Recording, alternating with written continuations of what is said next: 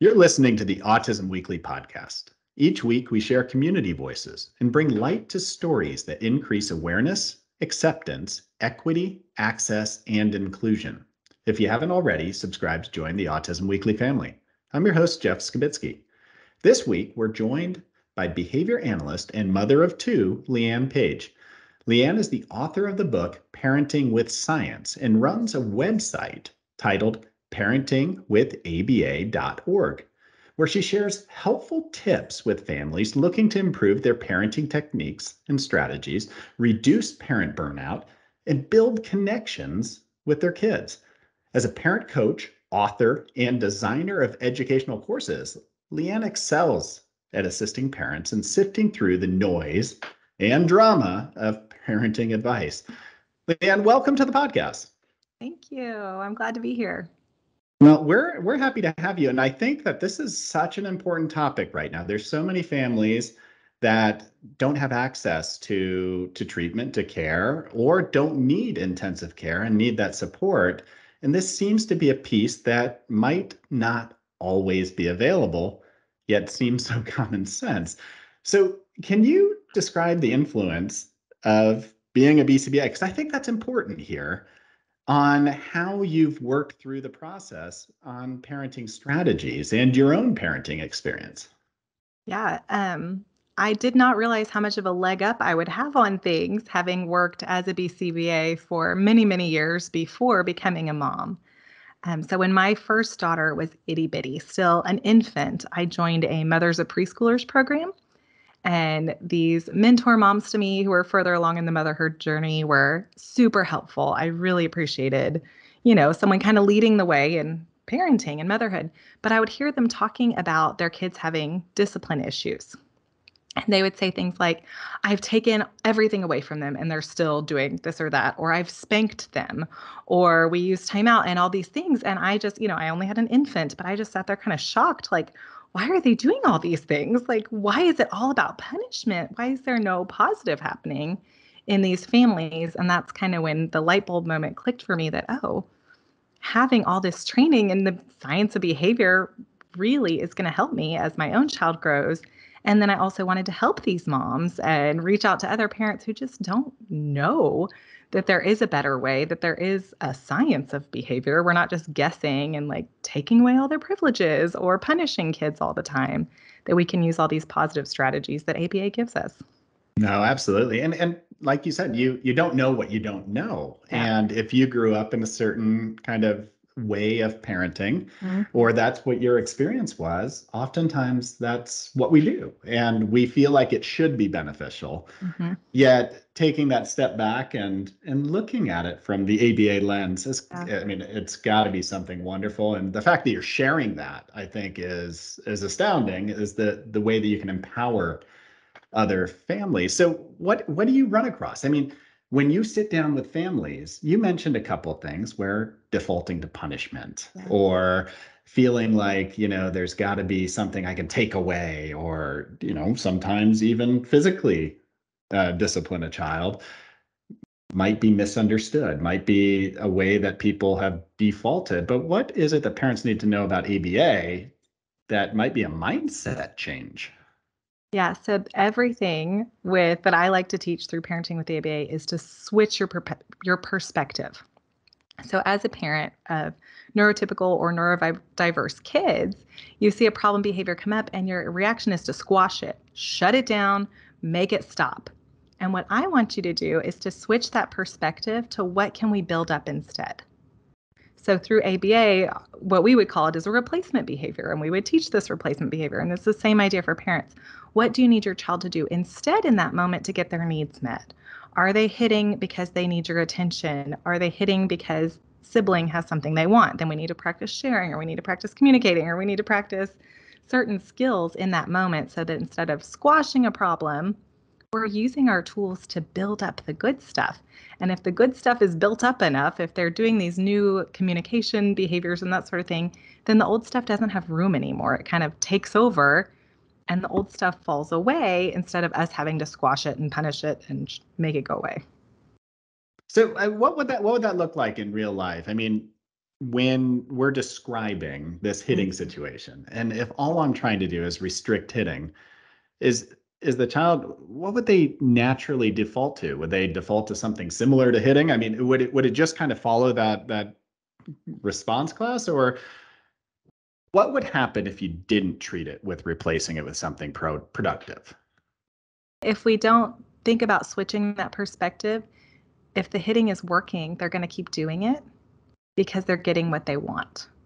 And that's kind of how we describe behavior, right? We could do it in technical terms as BCBAs of how, the consequence follows the behavior and it increases and reinforces and all that. But what it means is that the behavior is working for the kid. If the hitting gets me what I want, why would I ever stop hitting? Hmm. And so as a parent, we have to look at that and go, oh, how else can they get what they want? I'm not going to change what they want. They clearly want something. It's not on me to change what they want, but I can change how they get that need met or get that communicated by teaching them something to replace it. Otherwise, yeah, you might start hitting for other reasons. Well, if it works to get attention or if it works to get the toy I want, why don't I just hit all the time? And Yeah. there's no need to do anything else.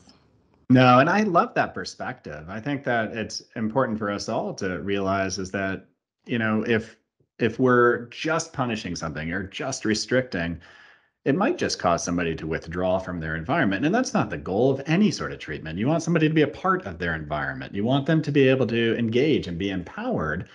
So when you decided that this was going to be your path, and you said, my biggest thing is empowerment of families. How do I utilize the science of behavior analysis? Was there like a light bulb moment? Was there a time where you said, I walked into this situation and I heard, or I saw what was happening, and I realized that there's more than a need at just this stop. It needs to be broadened. I need to help far more families. Yeah, when I first started parenting with ABA, it was over 10 years ago, just blogging. Had the website, and that turned into my first book, Parenting with Science. And so I was doing things here in Dallas, Texas, where I live, going to speak to different moms groups. And so there's one year I spoke to my own moms group that I was in, and I just shared some basic principles, and one of them being the PREMAC principle, which means first, do the behavior, then you get a reward or a reinforcer, right? And so I share an example of my own small children in this moms group that I'm talking to. First, get buckled, then books, because putting a toddler in a car seat is hard, no matter what. It's hard getting them in that 5-point harness. And that's what we would do in my car. First buckle, then books every time. And then as my oldest got older, she, as a preschooler, would then say it to the baby, first buckle, then books. And that was the example I gave. A whole year later, I go back to the same moms group, speaking to them again in person. And this mom comes up to me afterwards and she is hot. She is mad at me. She is not okay with what I have to say. And she's like, for a year, I have been saying first buckle, then books, and I still can't get my kid in the car. I was like, oh gosh, why is she so mad at me? I don't like confrontation. But thankfully, I had the wherewithal to say, well, does your child like books? And she was like, no, he doesn't like books. And I was like, okay, here we go. I'm helping in very small degrees, but obviously not very well. I'm clearly not communicating what's reinforcing and what's not. And I think that kind of mistake that I made and the angry mom really opened it up to me to be like, okay, you can do better than this. Like these are basic principles that I can communicate clearly and share with the world using like social media and using the website and everything. No, and the fact that you're able to communicate on that level and be able to kind of realize what the parent needs is probably what's making you successful in this. Is a lot of behavior analysts, they'll talk, they'll Mm-hmm. talk the talk, they'll talk the science, they'll Yes. talk almost beyond the parent. Yes. And that's got to be overwhelming. I mean, have you seen that with families where, they've been so overwhelmed with the clinical process Mm-hmm. that it just takes somebody to say, hey, let's just look at these two things Right. and focus on them. Does it take the stress off the family? It does. I actually taught a continuing education event called Words Matter. I'm looking at the research that backs up everything you just said. There's a ton of behavior analytic research that shows that people don't like our jargon. Nobody likes it outside of ABA. Nobody wants your jargon, but it does because families will come and they'll share with me all their assessment reports. Or I saw when I was supervising people training to become BCBAs, someone brought me a 33-page behavior intervention plan for a parent to follow. And I was like, you go ahead and put that in the paper shredder. That is garbage. We're not even going to read it. What on earth? How are these busy parents supposed to even dig through that? And so it is true that families who have been trying to get into the system, or maybe they've been in ABA therapy, they have a history of punishment, really, with our language and with people being too clinical. And they have their own learning history where providers have just used jargon at them and given them 33-page behavior plans. And all they need is someone to say, first do the behavior, then get a reward. I could give you references on the PREMAC principle and why it's used and the research behind it. Or you could just trust that I have that. And if you want it, I'll give it to you. But I don't need to spout it at you when you have 4 other children screaming and crying, or you're trying to cook dinner at the same time, or whatever these moms and dads are trying to do. Really cutting through all of that to just get to the point and make it simple, everyday language. Yeah, and we all want to feel successful. I mean, I would hate it if somebody came into my home, started talking beyond where my current skill set was, because I'm not, from their perspective, I would not be the behavior analyst. Yes. And it's like, you're asking me to do all this work that you haven't trained me completely on, and took you several years of grad school to get to the point that you're proficient at it. So I think that that's an important concept for all behavior analysts to assume is, how do I bring the family with me into treatment instead of requiring them to be the sole provider of the care? So when you did that, and as you work with families, how crucial is that to the overall, and I'll use the word prognosis, but I mean, maybe it's more the overall success of establishing whatever it is that you're working on with your child. How important is that parent participation and the parent empowerment in that step? I think that if you, as a parent, want your kid to be successful, it's the only way. But it doesn't mean, like you said, you don't have to be sitting down doing the therapy. You just need to be doing the one baby step that is the goal. I think of it, for adults, a lot of us always have goals of getting healthier or losing weight. Or if you only do that at breakfast, like you start out your day and you eat fruit at breakfast and that's it, what's going to happen? So if your kid only does ABA therapy while they're at ABA therapy, it's going to be the same kind of idea. Whereas if you take it as a mindset shift, it can affect the whole day. No, and does so. I mean, from that premise and from what you've described, is that ABA for a lot of us isn't just a treatment methodology. It's more of a way of life, and no matter who we're engaging with, is that there's a little bit of behavior analytic work in everything that we're doing. And so how normalized is this process? It's got to go far beyond autism. Right. That's exactly the whole purpose of parenting with the ABA, to show all parents that this is just general parenting. You know who manages behavior every day? Moms and dads. Parents, this is what we do. We are managing behavior all day long. And so simple things like getting out the door in the mornings is very stressful for all kinds of families. It is hard to get everybody dressed, fed, out the door on time. And so why can't we use little principles of ABA like a visual schedule? That's where, a task analysis is breaking things down into their component pieces, or you just write down the steps of what needs to happen. If your child can read, just write it on a piece of paper and they can read it. If your child's not a reader, then you can find pictures online. It can take 60 seconds.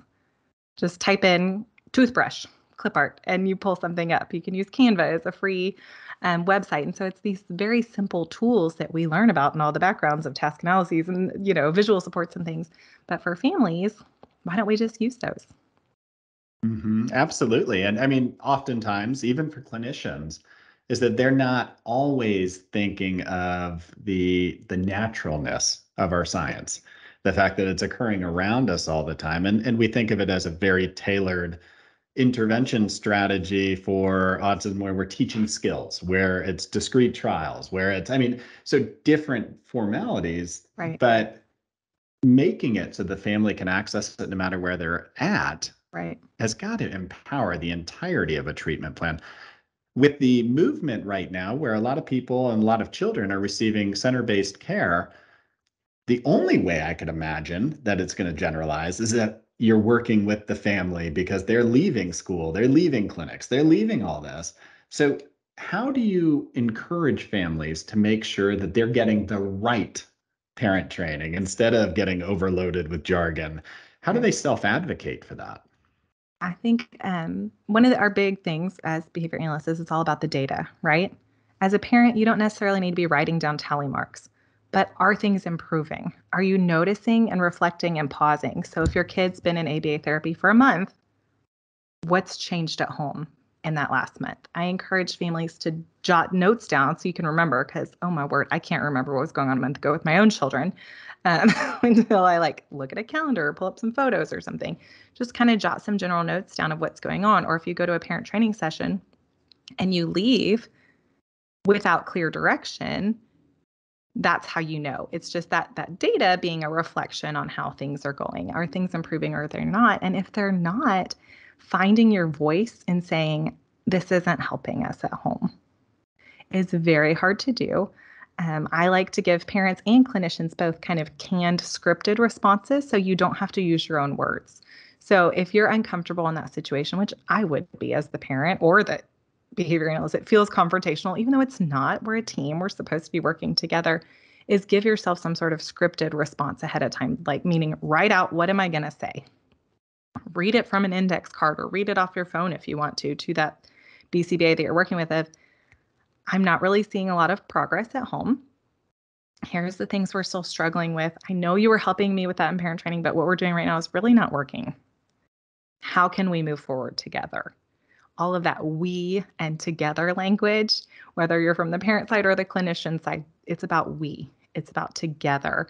It's about progress and just being able to say, I'm not really seeing the progress during bath time, which is really stressful at home. And you don't know that because we don't do bath time at a center. Mm-hmm. Being able to just have something to read or to say, but you have to stand up for yourself and realize that if nothing's improving, how is this helping you? How is it helping your child?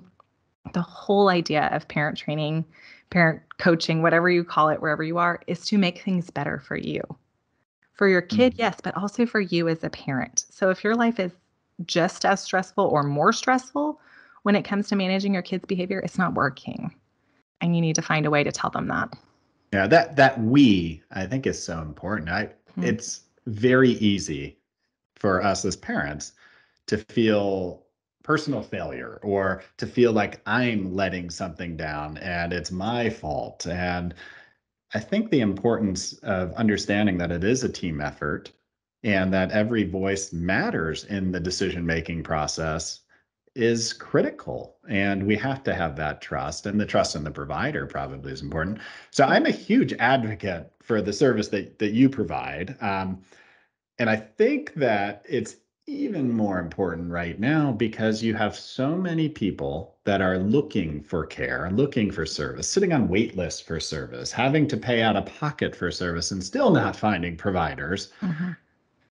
How big of a need are you seeing in the community that maybe it's beyond just training or supporting families, but we need to actually support the industry and support the provider network to start stepping it up and stepping their game up to be able to provide that care? Are you seeing that it's in both pots?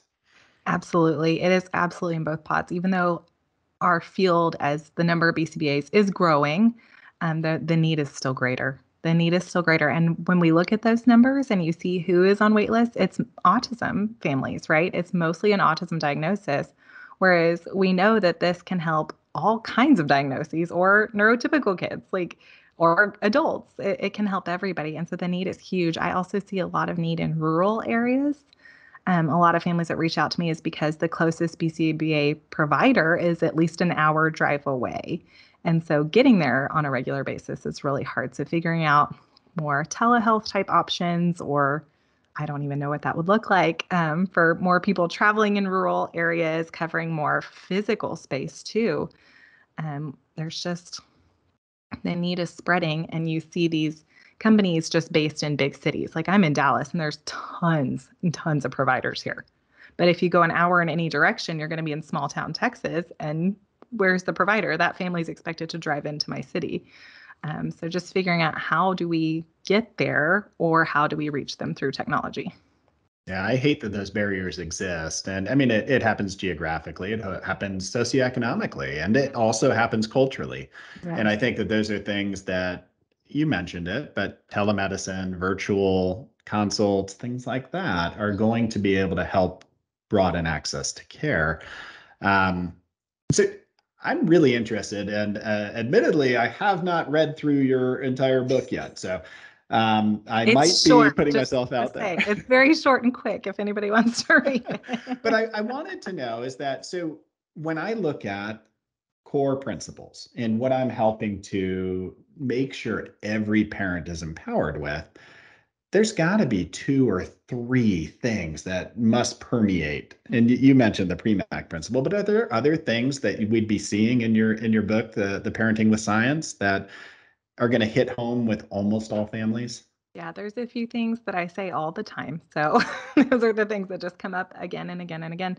And it's what is a behavior, first of all? In that our parenting language, instead of saying no, stop all the time, is figuring out what that replacement behavior is and saying it instead. So no running in the house changes to walk. No jumping on the couch changes to sit on the couch or go jump in the backyard. Just flipping your language. It's that same thing of flipping your perspective from squashing behaviors to replacing them, focusing on what they can do instead. So, what is a behavior to begin with? We could talk about the dead man's rule and target behaviors and stuff. But for parents, what do you want your kid to do instead? Tell them that. You know what? You may have told them that 4 million times, but for some reason in that moment, they're not remembering it clearly. They're not motivated to do it. So tell them that. No shouting in the house. Please use an inside voice. And it's a really hard behavior for us as parents to stop. And so I encourage people to just add it on. So when you find yourself saying, stop bothering your sister, then, oh, wait a minute. What did that parenting lady say to do? Oh, add in what they can do instead. If you need someone to play with, come talk to me and I'll help you. So, when you hear yourself saying no and stop, add in that second sentence of here's what you can do instead. Just flipping that and focusing on what they can do. And then finding their currency. What are they motivated by? Are they wanting your attention? Are they wanting your connection? Well, yeah, most of the time they are, even if they're showing it in very strange ways. Um, that's what our kids are after. And so making sure that we are giving them that attention and giving them that connection. And so I talk a lot about quality over quantity. So filling the kid's bucket first, meaning high quality attention, 5 minutes at a time, not a 2 hour long special date outing somewhere expensive and extravagant. No, 5 minutes of if your child likes to play with trains with them for 5 minutes. None of the ABA type stuff of what color is this train? Touch the red one, none of that stuff. Just play. If they're Mm-hmm. just putting a train on the floor, then you'd follow their lead and play with them for 5 minutes. My kids are neurotypical and they're a little bit older. And so I'm very dramatic about that quality time. Hey, this is special mommy playtime. My phone is going in the kitchen. I'm not going to be on that. It's just me and you for 5 minutes. What do you want to do? And then we play pretend and all kinds of crazy things they come up with. But it's not, I don't like playing pretend all the time, but they want to. And so I can do that for 5 minutes. And here's the thing, you start out, especially almost every single parent that I talk to, we're tired, we're Mm-hmm. overworked, we're burnt out. You don't want to play for 5 minutes. But by the end of that 5 minutes, not only is your child's bucket filled and they got their attention needs met, that connection is real for the parent too. And it's reinforcing to you. And you have those warm, fuzzy feelings that are that reinforcement that you'll keep playing again. So Yeah, you that's have my brain going right now, Leanne. It's what? it's one of those things. So you're describing things, and you do such a good job of describing it in very natural ways. But I'm looking at it as clinically, yes, that makes a Yeah. ton of sense. But then I even look at us as adults. Mm-hmm. And even as adults, what I say on Monday, I need to be ready to repeat again by Friday because I need to reinforce the message. And I need to find the currency. I need to find the motivation in a workplace or wherever. And it just shows that ABA is moving throughout our lives Yeah, all naturally those all the things I time. just talked about, I could give you research behind it. But Yeah. if you're a parent listening to this podcast, you probably don't want the research on non-contingent reinforcement. You don't. Yeah. Just know that it exists. And so you can stand confident on that firm foundation of, oh, there's like textbooks about this stuff that I'm doing by playing for 5 minutes with my kid, and drawing to the child's attention that this is good attention. Hmm. And we don't have to spend hours and hours with them to make a huge impact. It's that quality, really focused time where we're not putting demands. We're just hanging out with them. Yeah. That's what we have to do. And And what weird interests they may have. My own children are just very creative. So I go along and play yeah, that. you're along for the ride. You got one of the train cars, and that you're sitting in the passenger Yeah. seat and just taking their experience and hopefully making it better by being a part of it. Yes. When I mean, there's not too many Leanne pages out there doing this work, and I mean, I would imagine is that it's got to be overwhelming trying to say, yes, please, I'll help everybody, but in which people should reach out to you. But there's going to be times where other resources are necessary. Do you recommend any sort of resource, any sort of community options for families that they should be looking into, maybe that are outside the Dallas area and still need that help? Yes. Dr. Mary Barbera has online courses. That's online training specific. Amelia Bowler has written about oppositional defiant disorder, and she has a website called Creative Connected Parenting. I highly recommend her for parents dealing with that. It just depends on who you're looking at. There's several Instagram accounts these days who are doing more of what I do. So Mariko Fairley is a BCBA. Her account is Parenting Fairly. Um, there's multiple others. Michelle Shilvach Consulting is another one who just shares broadly. So I share those a lot on my own Parenting with ABA Instagram. So start there, and then you can find all the ones I share. Are your courses also available somewhere? I mean, Yeah. you've put a lot of time and effort into what you've created, and that reaches everybody because we can all access it. Where can we go to access your courses? Parentingwithaba.org. There's Okay. information about my books there. There's how to get one-on-one parent coaching, but also just online training that you can do on demand. I need to learn more. What do I do? It's a good Yeah, starting place.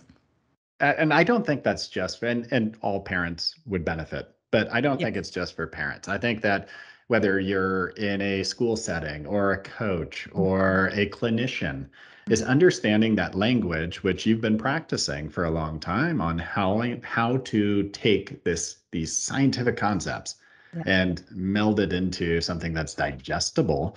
I think that we all can learn from that.